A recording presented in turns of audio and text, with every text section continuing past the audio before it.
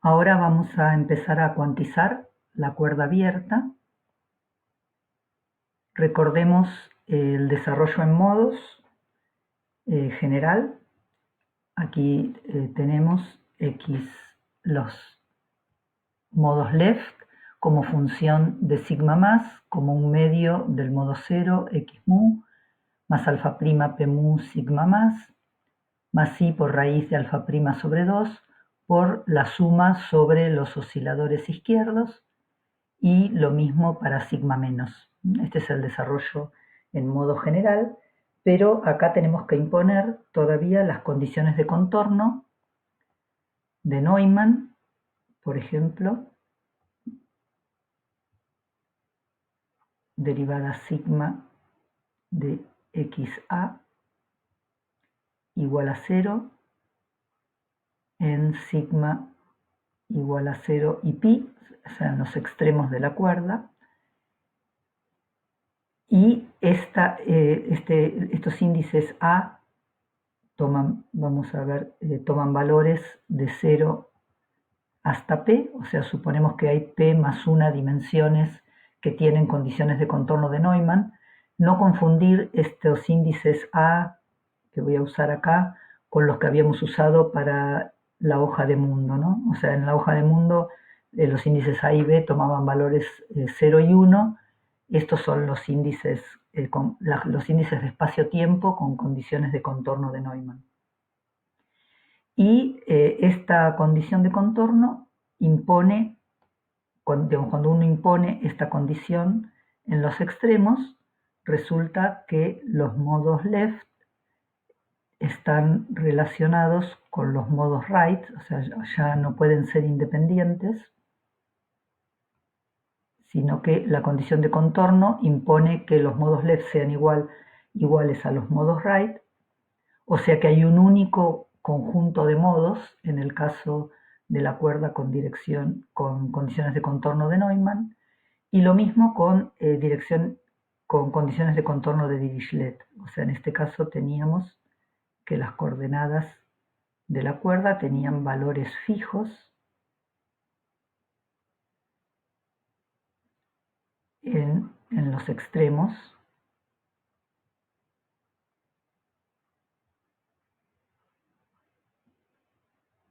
y esto implica que la posición del centro de masa de la cuerda está fija en estos valores. La componente PI del momento, las componentes PI igual a 0, y además los modos de oscilación left, para verificar esta condición de contorno, tienen que ser menos los modos de oscilación right. Y acá estos índices I toman valores perpendiculares a la brana, o sea, en este caso van a ser P más 1 hasta D menos 1. Entonces vamos a considerar que hay P más 1 coordenadas con condiciones de contorno de Neumann y D menos 1 menos P coordenadas con condiciones de contorno de Dirichlet. En los dos casos hay un único conjunto de osciladores. En el caso de Dirichlet están relacionados de esta forma, y en el caso Neumann de esta otra. Pero en los dos casos hay un único conjunto de osciladores, a diferencia del caso de la cuerda cerrada, que teníamos los dos. Entonces hay un factor 2 de diferencia.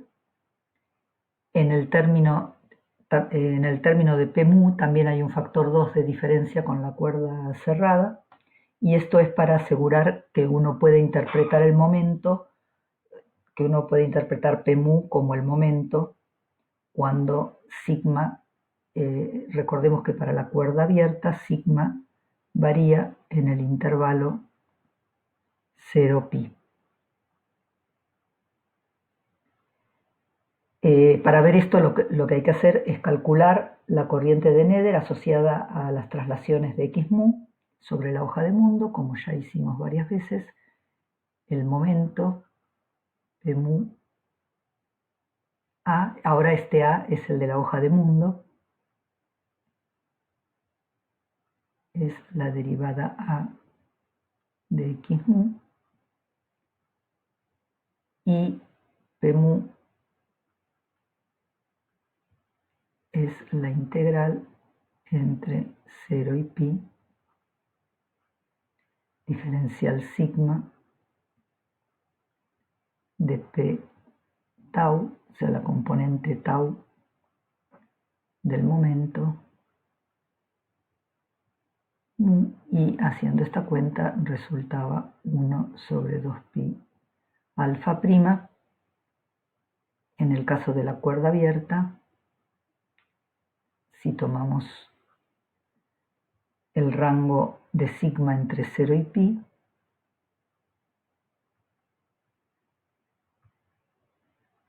x punto mu igual p mu. Acá hay un tema con este índice.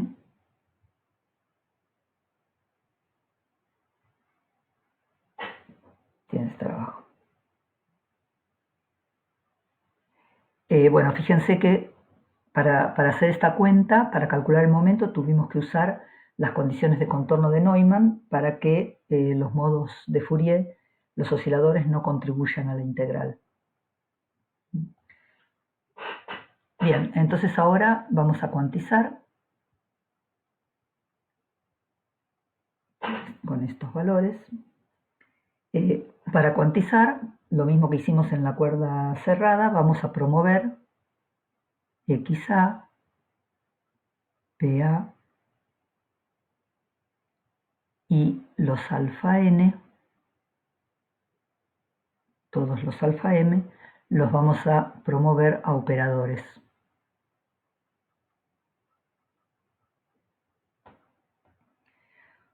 Como XA y PA tienen índice A, que eran las condiciones, las coordenadas con condiciones de contorno de Neumann, entonces las funciones de onda van a depender solamente de las coordenadas sobre la brana. Estas son las coordenadas sobre la brana y no van a depender de todas las coordenadas del espacio-tiempo. Entonces, cuando cuanticemos, los estados de la cuerda abierta van a ser estados que están restringidos a vivir sobre la brana. Todos los estados van a estar sobre la brana. Entonces vamos a determinar el espectro usando el gauge de cono de luz, que ya habíamos visto que era más sencillo, y en este caso vamos a definir las coordenadas cono de luz espacio-tiempo, x más menos, las vamos a definir como 1 sobre raíz de 2 por x0 más menos xp. Estas van a ser nuestras coordenadas cono de luz. Y si uno sigue todo el mismo procedimiento que hicimos en el caso de la cuerda cerrada, vamos a llegar a la fórmula de masa, que en este caso tiene la forma 1 sobre alfa prima por la suma sobre los modos con índices sobre la brana, que van de 1 a p menos 1, serían los índices transversales, ¿no? O sea, fíjense que acá xp lo usamos para construir la coordenada cono de luz, pero recuerden que en la fórmula de masa en el cono de luz aparecen solo los osciladores transversales, o sea, acá van a aparecer los osciladores transversales, en principio a la brana, alfa menos ni por alfa ni, y los osciladores perpendiculares a la brana, que van a tomar valores desde P más 1 hasta D menos 1,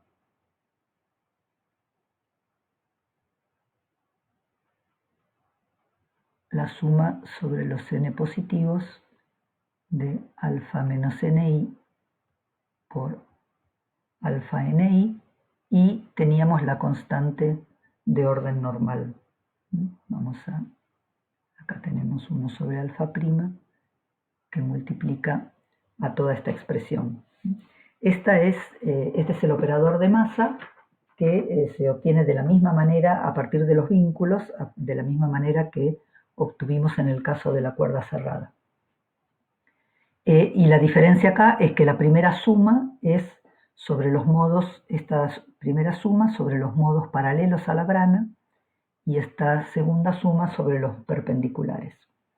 Entonces acá hay algunas diferencias con la cuerda cerrada. Por un lado hay un factor 4 de diferencia overall, que se debe al factor 1 medio que aparecía en el momento, en el término proporcional al momento,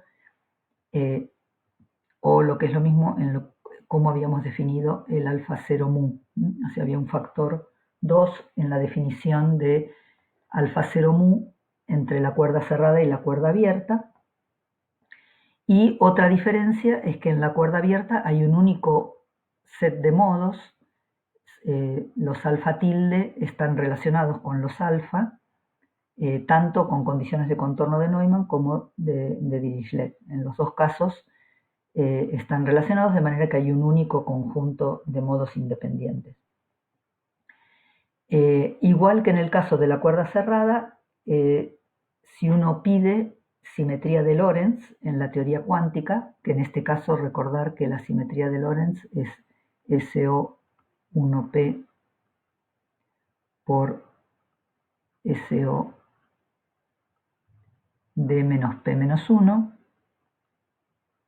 pedir esta simetría en la teoría cuántica, igual que en el caso de la cuerda cerrada, va a requerir que la dimensión del espacio-tiempo sea 26 y esta constante de orden normal sea igual a 1. Esta es la cancelación de las anomalías de Lorentz. O sea que los valores de estas constantes, los valores críticos, son los mismos que los de la cuerda cerrada, y en realidad esto tiene que ver con que la teoría de cuerdas abiertas no es una teoría diferente, sino que hay una única teoría de cuerdas que contiene cuerdas abiertas y cuerdas cerradas. Recordemos que habíamos dicho que las cuerdas abiertas, cuando uno incluye interacciones, pueden formar cuerdas cerradas, y por lo tanto no es que haya una teoría de cuerda abierta independiente de la de cuerda cerrada. Bien, entonces vamos a calcular el espectro con estos valores y a partir de este operador de masa. Entonces, el estado fundamental, de nuevo, el estado fundamental va a ser aquel que es aniquilado por todos los operadores de destrucción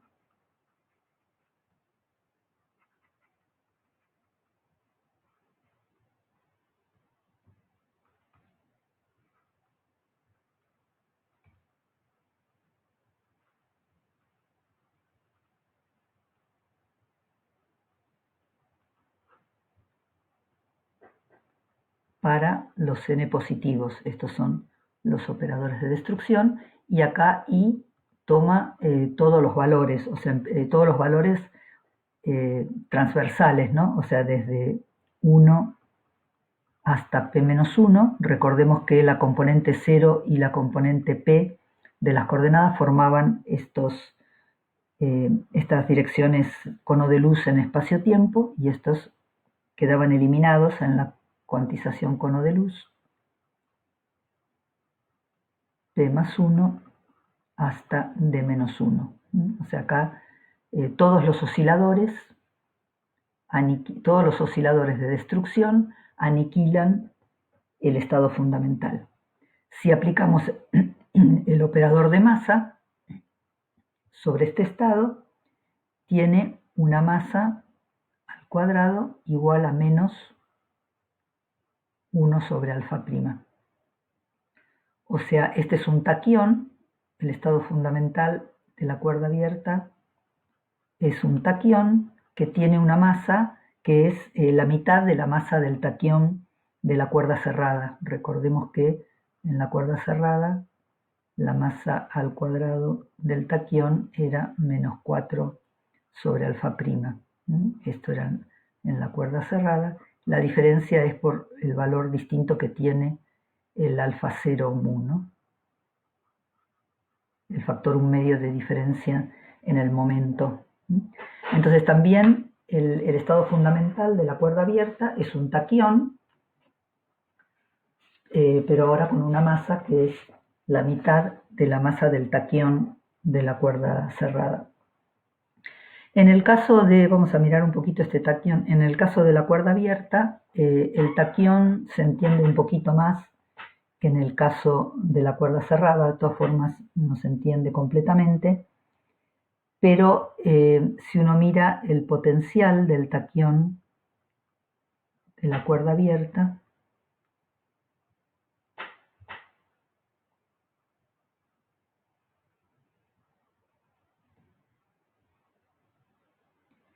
tiene esta forma.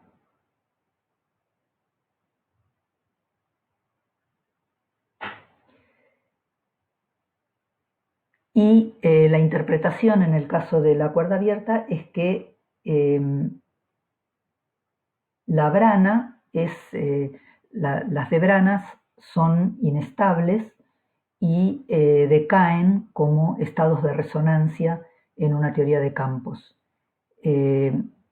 La manera de decaer de las branas es disolviéndose en modos de cuerda cerrada y el punto final de este proceso de decaimiento es en el mínimo del potencial, ¿no? Que ocurre cuando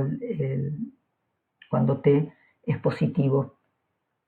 El mínimo del potencial es un estado sin debranas y la diferencia entre el valor del potencial en el máximo y en el mínimo es la tensión de la debrana.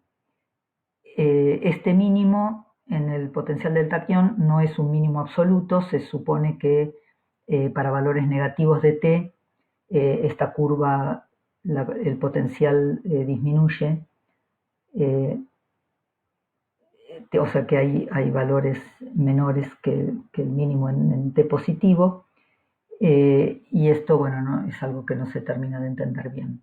Pero bueno, por el hecho de haber debranas en la cuerda abierta, de alguna manera se entiende un poco mejor el taquión de la cuerda abierta, pero como la cuerda abierta y la cuerda cerrada no son dos cuerdas distintas, en realidad no se entiende bien el rol del taquión en la teoría de cuerda bosónica. Bien, esto con respecto al estado fundamental. Ahora veamos el primer estado excitado.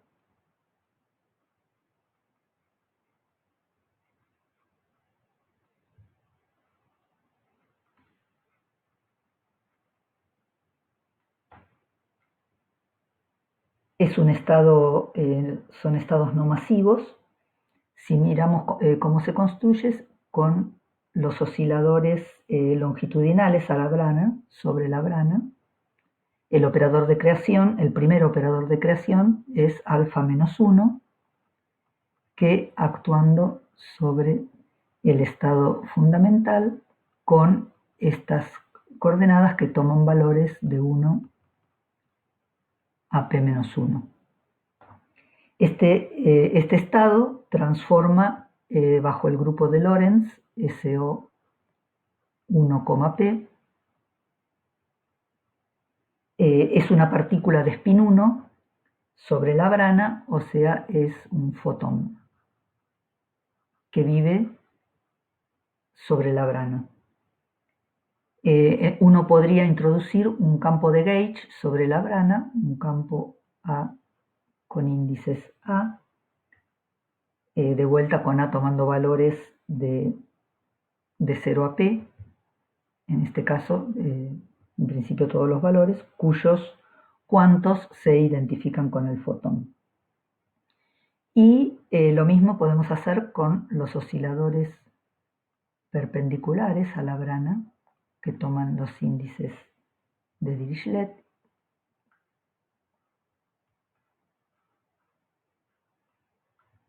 O sea, acá I toma valores de P más 1 a D menos 1. Y estos objetos son escalares, estos son escalares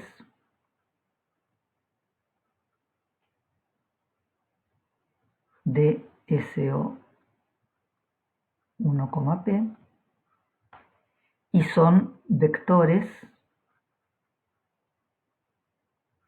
de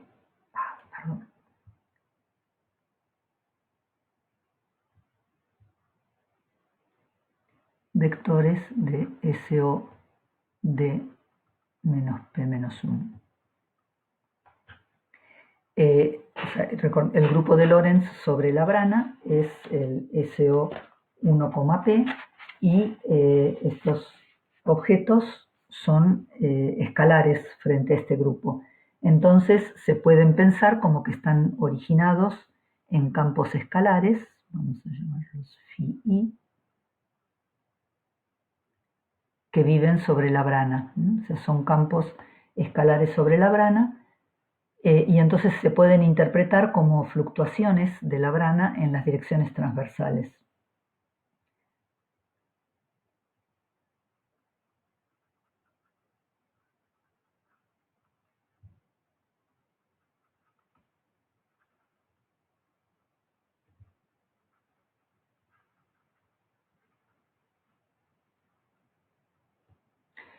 Entonces tenemos un campo de gauge sobre la brana en el primer nivel excitado, un campo de gauge sobre la brana y campos escalares que se transforman como vectores frente al grupo de Lorentz en el espacio perpendicular a la brana y que se interpretan como fluctuaciones de la brana. Y este es entonces el primer indicio de que la brana es un objeto dinámico.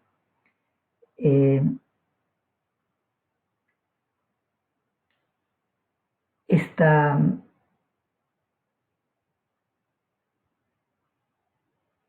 simetría SO de menos P menos 1 es una simetría global sobre el volumen de mundo de la brana. O sea, estos son escalares sobre el volumen de mundo, pero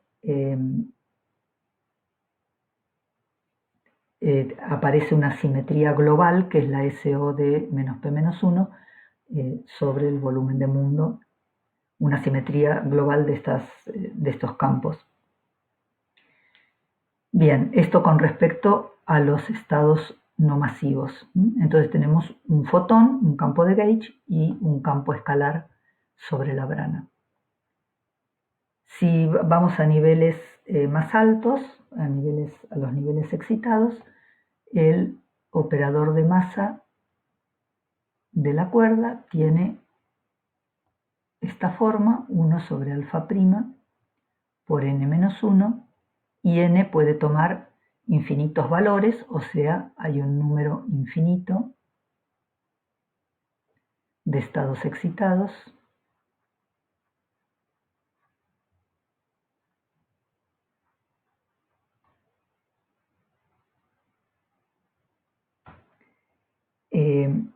Y se puede ver que el spin máximo de estos estados viene del tensor simétrico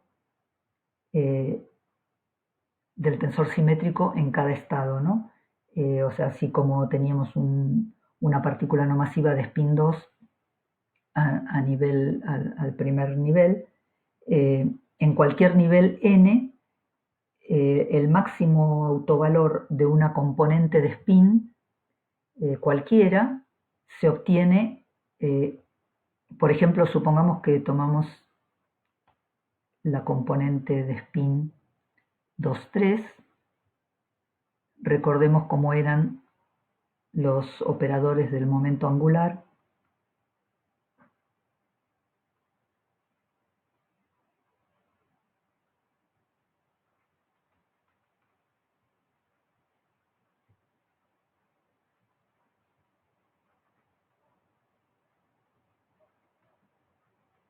Tenían esta forma, en este caso sería 2, 3. Este en particular, ¿no? En general podemos definir un IJ alfa menos N3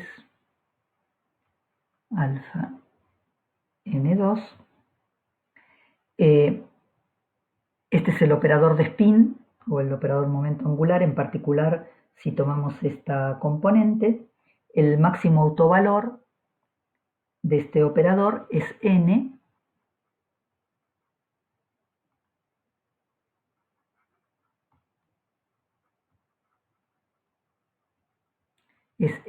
el nivel del estado, y se obtiene si uno actúa n veces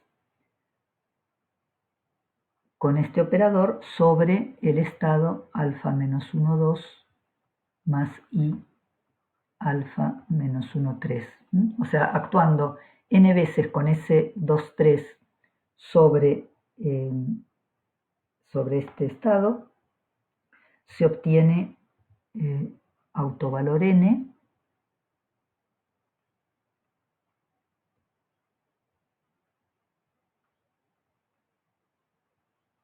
y si lo escribimos este n en función de la masa,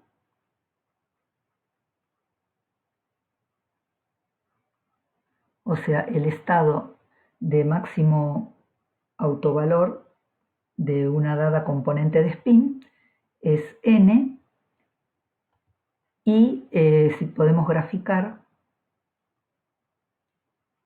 el spin en función de la masa al cuadrado, y esto es una recta con pendiente alfa prima.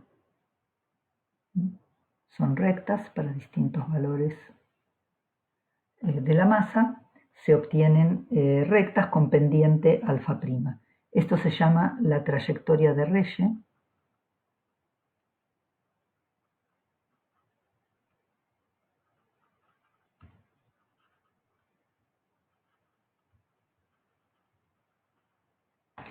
Y estas rectas se observan en el espectro de los mesones y los bariones.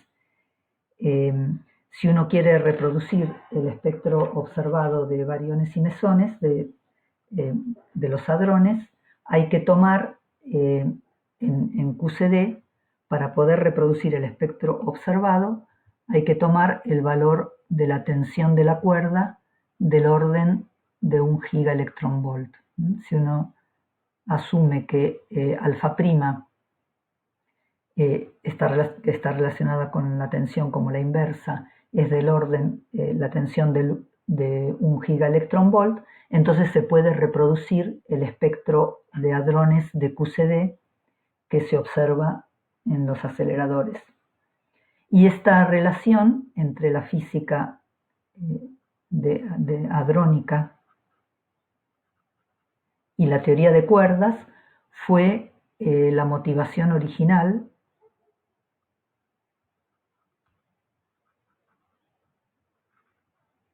en los años 70, fue la motivación original para desarrollar la teoría de cuerdas. Y de acá surge el nombre de pendiente de Reye, o sea, alfa prima se llama la pendiente de Reye.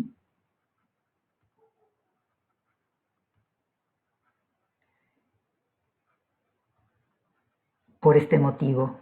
O sea, esto fue cuando, en realidad todavía cuando se observaron estas trayectorias de los hadrones, todavía no se había formulado la cromodinámica cuántica, y de alguna manera la formulación de la cromodinámica cuántica marcó un poco un impasse en el desarrollo de la teoría de cuerdas, porque, bueno, por un lado, en la teoría de cuerdas aparecían también partículas no masivas. Por otro lado, la dimensión crítica era demasiado alta y además, bueno, se formuló la cromodinámica cuántica que permitía explicar mejor la física hadrónica. Entonces, si uno quiere considerar la teoría de cuerdas como una teoría de la física hadrónica, la escala de la cuerda tiene que ser del orden del gigaelectronvolt, pero si uno lo quiere considerar como una teoría unificada de la física de partículas y de la gravedad, entonces alfa' tiene que ser del orden de las unidades que se pueden formar con las constantes fundamentales que habíamos visto que era la masa de Planck.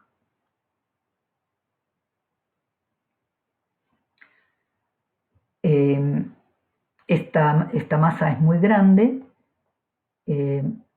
y como dije cuando estudiamos el espectro de la cuerda cerrada, la teoría de cuerdas abiertas también tiene un número infinito de partículas masivas, todas con masas del orden de la masa de Planck, o sea, son masas muy grandes y por lo tanto las masas de las partículas observadas no pueden venir del espectro masivo de la teoría de cuerdas.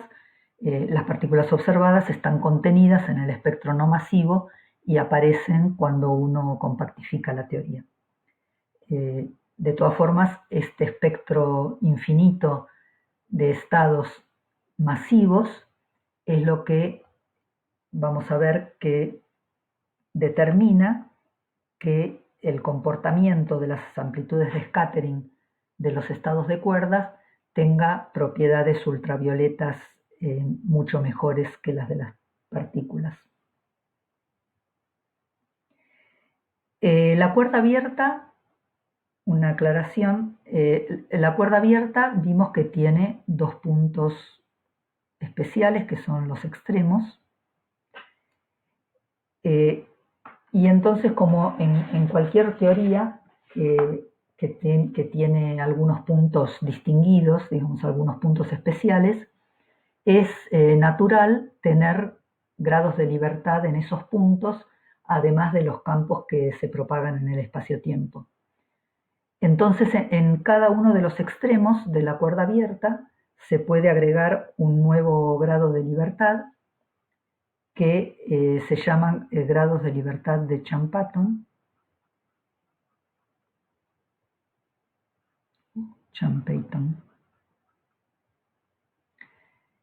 Que puede estar en un estado posible de n estados, o sea, uno puede formar una base de estados de cuerda abierta dado por el nivel, especificados por el nivel, el momento y dos números cuánticos adicionales. Estos números I y J pueden tomar valores de 1 a n. Y están referidos a los extremos de la cuerda.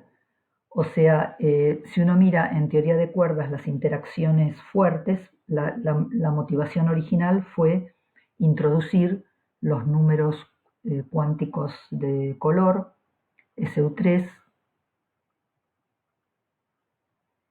O sea, se pensaba originalmente los extremos de la cuerda abierta como un quark y un antiquark que estaban conectados por un tubo de flujo de color. Esta fue la interpretación original.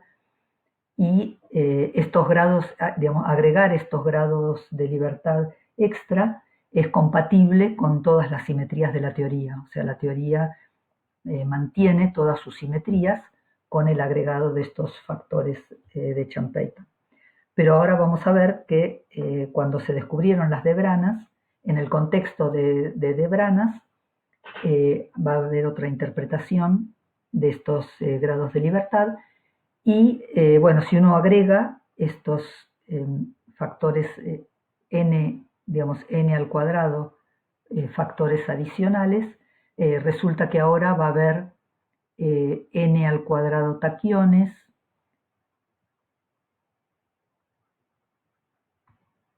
En la cuerda abierta también va a haber n al cuadrado fotones y n al cuadrado estados masivos.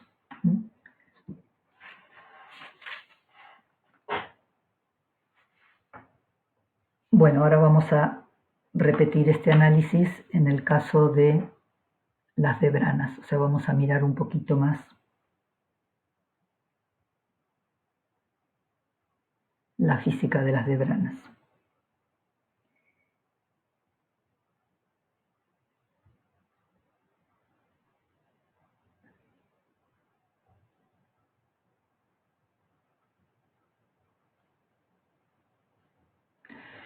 Introdujimos las debranas como las condiciones de contorno fijas para la cuerda abierta, pero vimos que son dinámicas porque estas excitaciones escalares no masivas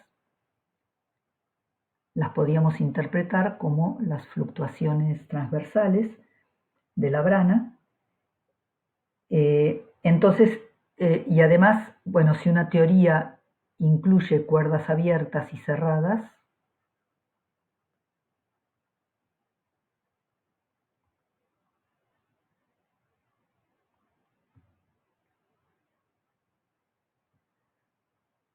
entonces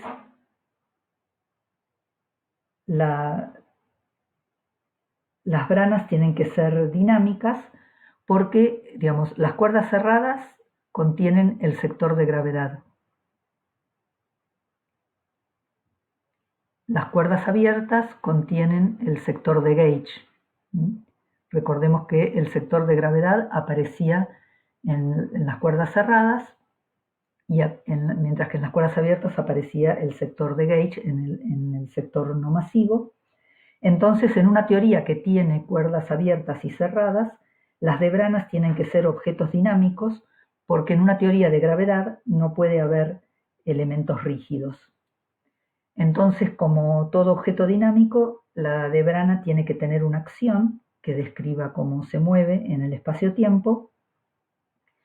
Y si pedimos invariancia de reparametrizaciones e invariancia de Lorentz, la acción tiene que ser una extensión directa de la acción de Nambu-Goto a mayores dimensiones. O sea, si recordamos, la acción de Nambu-Goto describía el área de la hoja de mundo. En el caso de las debranas, vamos a tener una acción equivalente, la acción de la dp-brana, que tiene que describir el volumen de mundo de la dp-brana.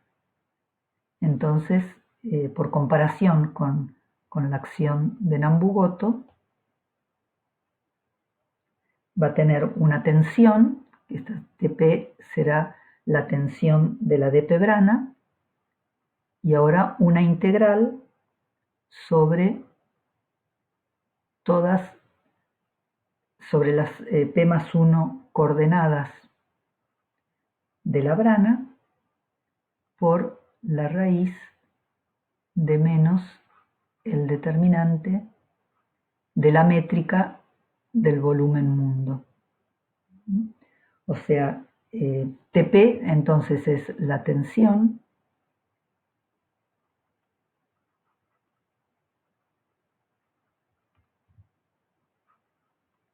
de la dp-brana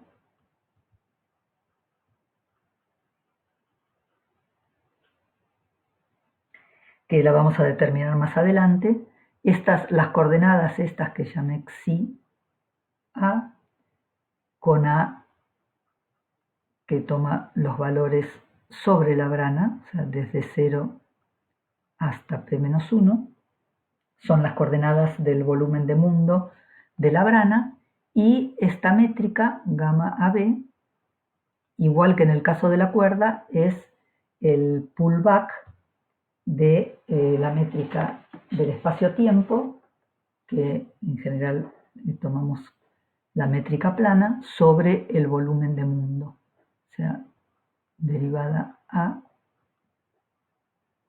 de x mu, derivada B de x nu por eta mu nu.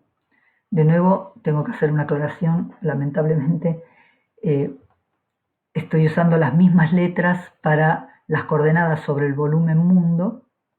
Acá estas son las coordenadas del volumen mundo. Bueno, acá no hay confusión porque, bueno, estas son las coordenadas sobre la brana. Son los mismos índices que habíamos usado para sigma y tau en el caso de la cuerda.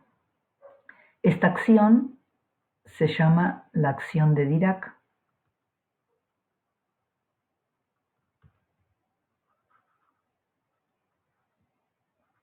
Y la introdujo Dirac un poco antes que Nambu-Goto la redescubrieran en el contexto de la teoría de cuerdas.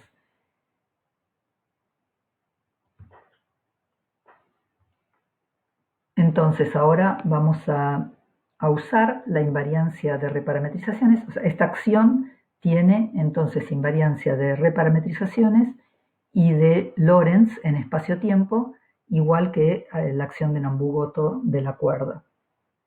Podemos usar la invariancia de reparametrizaciones para ir al gauge estático en una dp-brana plana infinita. Podemos elegir el gauge estático, va a ser identificar las coordenadas sobre la brana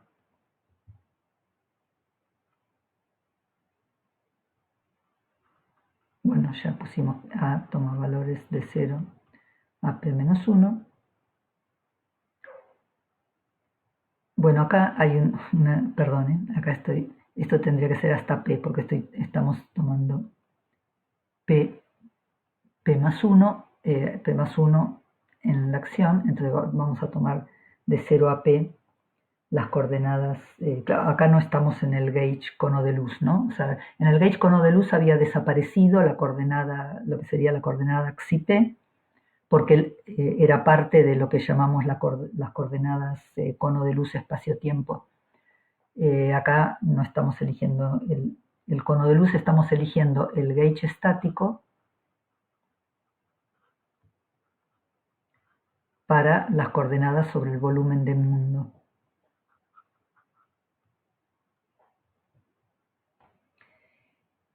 Las coordenadas transversales dinámicas entonces se pueden identificar con las fluctuaciones, o sea, las xy son las coordenadas transversales a la brana, las podemos identificar con las fluctuaciones que aparecían al cuantizar.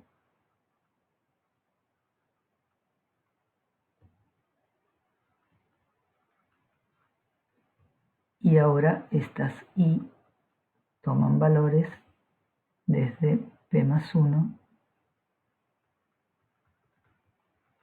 hasta D menos 1. La acción de Dirac, que escribimos acá, no contiene el campo de gauge. O sea, habíamos visto que aparece también, además de las fluctuaciones, aparece un campo de gauge, es un campo U1, que vive sobre la brana. Entonces tendría que haber en realidad una acción que describa cómo se mueve también este campo. Y bueno, esto lo vamos a ver un poco más adelante. Por ahora dejemos un paréntesis abierto acá. Cuantizar la acción de Dirac es muy complicado. Cuando cuantizamos la teoría de cuerdas, la cuerda en una dimensión, fue fundamental para cuantizar la cuerda la invariancia de Weyl.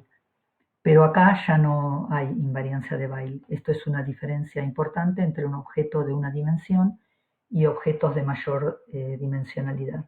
Se pierde la invariancia de Weyl y entonces cuando uno cuantiza estos objetos de mayor dimensionalidad, el espectro de estados que aparece no tiene una interpretación de partícula, como en el caso de la cuerda, aparecen objetos muy diferentes, aparece un espectro continuo de estados y entonces uno no le puede dar una interpretación de partícula única como vimos en el caso de la cuerda.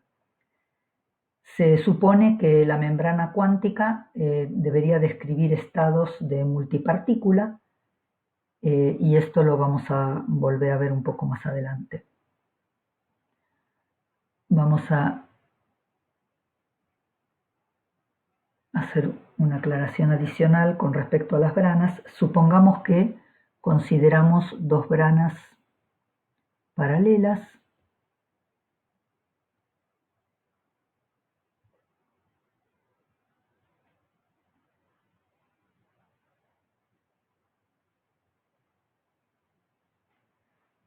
Dos de P branas.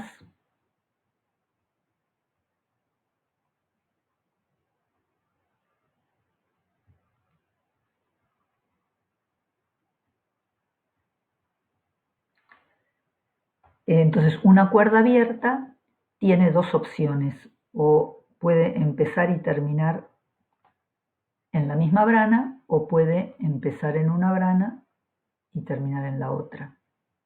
En realidad también podría empezar y terminar en la otra brana. Tiene tres opciones, digamos. Entonces, las coordenadas transversales a la brana toman valores CI, supongamos que esta brana está en una posición CI, esta brana está en una posición DI. Entonces, por ejemplo, esta cuerda que se extiende entre una brana y la otra, sus coordenadas espacio-tiempo toman valores CI y DI. O sea, CI y DI son las posiciones de las branas. Y entonces, en términos del desarrollo en modos de estas coordenadas, podemos escribir los modos cero como CI más DI menos CI sobre pi por sigma más los osciladores, ¿no? O sea, ahora la parte de modo cero se modifica para tomar en cuenta las condiciones de contorno de los extremos y entonces con este desarrollo en modos modificado, los vínculos clásicos, por ejemplo, de más x,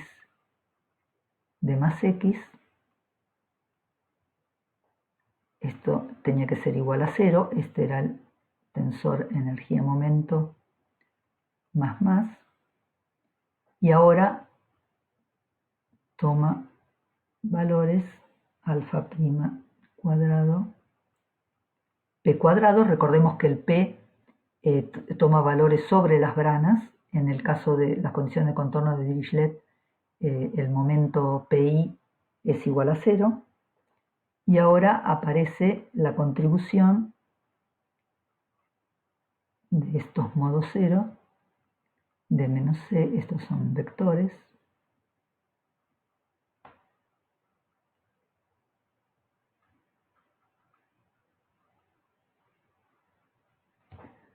más los osciladores, igual a cero. Los vínculos, entonces, ahora tienen contribuciones de los modos cero, y recuerden que a partir de los vínculos calculábamos el operador de masa, que ahora se modifica entonces también con las contribuciones de los modos cero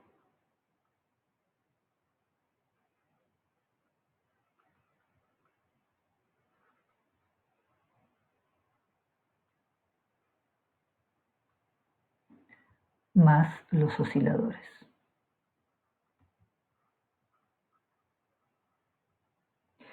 Entonces, este término extra que aparece en el operador de masa de una cuerda abierta que está estirada entre dos branas, modifica el espectro, el espectro de masas.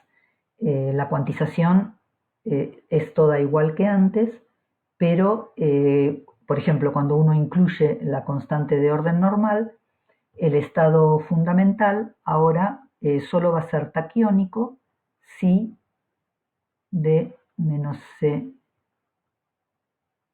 en módulo al cuadrado es menor que 4pi cuadrado alfa prima. Entonces, el estado fundamental es taquiónico si la distancia entre las branas es inferior a la longitud natural de la cuerda.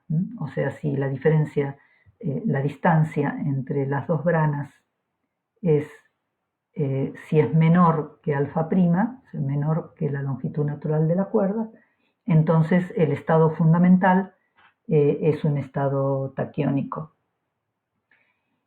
Y bueno, para esto hay una generalización natural al caso de en que uno tenga n branas paralelas. O sea, supongamos que en lugar de 2 tenemos n branas paralelas. Cada extremo de la cuerda tiene n posibles lugares para terminar. O sea, puede empezar en n branas posibles y terminar en otras n. Entonces uno puede etiquetar cada extremo de la cuerda con un número, digamos, vamos a tomar índices m y n, que toman valores desde 1 hasta n, donde n es el número de branas. Y este número nos dice en qué brana empieza y en qué brana termina, y estos son los factores de Champeyton que habíamos visto anteriormente, los habíamos puesto porque nos permitía, las simetrías de la cuerda nos permitían agregar grados de libertad extra en los extremos de la cuerda abierta. Ahora vemos que estos grados de libertad de Champeyton están asociados a las dp branas. En particular, si uno considera una situación en que todas las branas están en la misma posición del espacio-tiempo, cada extremo puede terminar en una de las n branas distintas y hay en total n al cuadrado posibilidades. Cada una de estas cuerdas tiene el espectro de masas de una cuerda abierta y entonces hay n al cuadrado partículas en cada nivel. No, de vuelta, estoy usando la misma letra para decir el número de branas y el nivel de la cuerda, ¿no? Pero bueno, acá me estoy refiriendo al número de branas. Hay n cuadrado partículas de cada tipo en el espectro de la cuerda abierta cuando hay n branas paralelas, y entonces los campos asociados a estas cuerdas se pueden organizar como en matrices hermíticas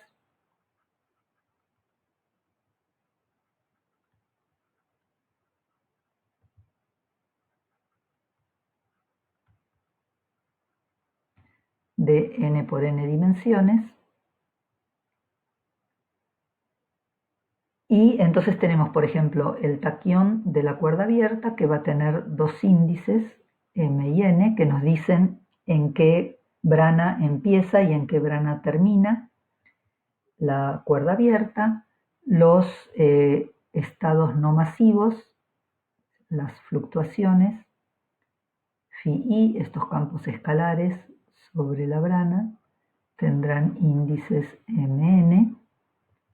Los campos de gauge también van a estar etiquetados con estos índices m y n, y las componentes de la matriz lo que nos dicen es de qué cuerda está viniendo el campo, o sea, en qué brana se originó esa cuerda. Las componentes diagonales son de cuerdas que tienen los dos extremos en la misma brana. Y bueno, si uno mira este campo de gauge, tiene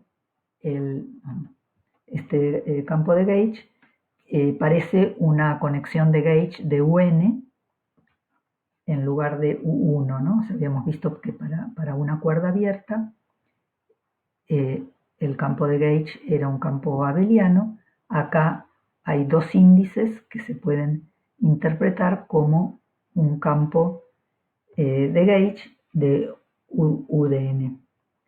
Después vamos a ver más adelante que esto está bien, que es así, y se puede mostrar que para n branas coincidentes, la simetría de gauge U1 a la n aumenta a UN.